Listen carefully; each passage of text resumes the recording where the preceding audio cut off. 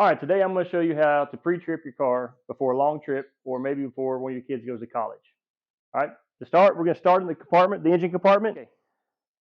The way I like to do it is I like to work from one side to the other side. So we're just going to start on the left side and work our way across. First thing I'm going to look right here is the windshield washer fluid reservoir. I'm just going to make sure there's some windshield washer fluid in there. It is, it's full. I'm going to check the engine coolant, and it's got a little line right here, and I can see that it's above the minimum and below the maximum. And on this, you don't want to open this while it's hot, especially this one right here. If you have to pour it in an emergency, just kind of open it slowly. Next, I'm going to check my battery terminals. I'm just looking to make sure they're connected. They're not loose. I'm making sure there's no corrosion on the battery terminals here or here. Just kind of pop the positive here. There's no corrosion. Everything's in place good. So put that cap back on. All right, next thing I'm going to check is I'm going to check my power steering. And I'm just going to make sure it's above the minimum and below the maximum. And it is. All right, while I'm right here, you'll come over here. We're going to look at the belt. We're going to make sure the belt has a little, not too much play in it. There's some tension on it. Then we're going to look at the grooves down there of the belt. Make sure we don't see any cracks or frays, which would mean the belt is getting ready to break. And when that breaks, the whole engine, you're done. You have to have that belt. All right, then we're going to come across here, and we're going to look at the engine oil. This little stick right here, dipstick here. We're going to pull it out, wipe it off the first time, put it back in there, and we're just looking to make sure that the oil is in between this mark and this mark, and it is. It's just a little bit above middle, so that's good. If it wasn't, and we had to add oil to this, we would look at the cap. This is the cap that you take off to put the oil in. It tells you what kind of oil you need, SA5W30. So that's where you put the oil in. You just put about half quart in at a time, and then check your dipstick each time until it's in between the minimum and the max. And while we're doing this whole inspection from left to right, we're just looking for any leaks. We're looking for anything that doesn't look right. We're looking for any leaks. So we're moving across the engine compartment here. And the next thing we got here is we got the transmission fluid. We'll check that in a minute. You got your brake fluid, DOT3.3. That's kind of brake fluid takes. It's a clear plastic container, and you can see the level. Here's the max, and here's the min. It's right at the proper level. Okay, we're just still looking for any kind of leaks. Anything doesn't look right, and everything else looks good right now. So what we're going to do now is my daughter is going to help me, and we're going to check our transmission fluid. The way to check the transmission fluid, not all cars have a transmission fluid dipstick.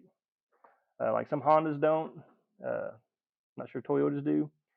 But this is Chevy Cavalier. This one does. So what you want to do is we're going to start the car. We're going to put the emergency brake on, and we're going to put it in neutral, and then you test your transmission fluid. So we're going to do that now. Okay, with the car running, emergency brake on, and the car in neutral, you're just going to pull the dipstick out, and you want to make sure you can pull it out, wipe it off one time, and put it back in there.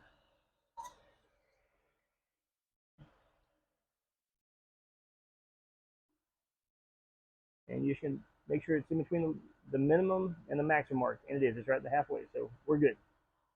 You also look at the oil, the transmission fluid, to make sure it's not like a dark red, and that's like a light red.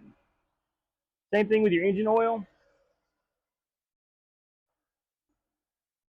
When you check your engine oil, you want to make sure it's a light brownish color, maybe reddish color. If it's a dark color, then that means the oil needs to be changed. It means the oil is getting bad. Okay, we just checked the transmission fluid, and it's good. Now we're ready to close the hood of the car.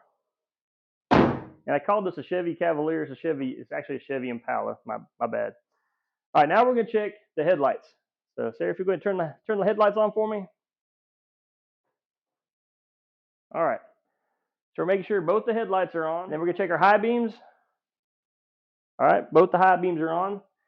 And now we're going to check blinkers on one side. That blinker's on. Check the other side. That blinker's on. And we don't have any fog lights. And go ahead and turn your hazards on. And both the hazards come on. So we're good. And then we're going to repeat and do the exact same thing on the back. Okay, next we're going to check the tires. First we're going to start by just checking the overall tire.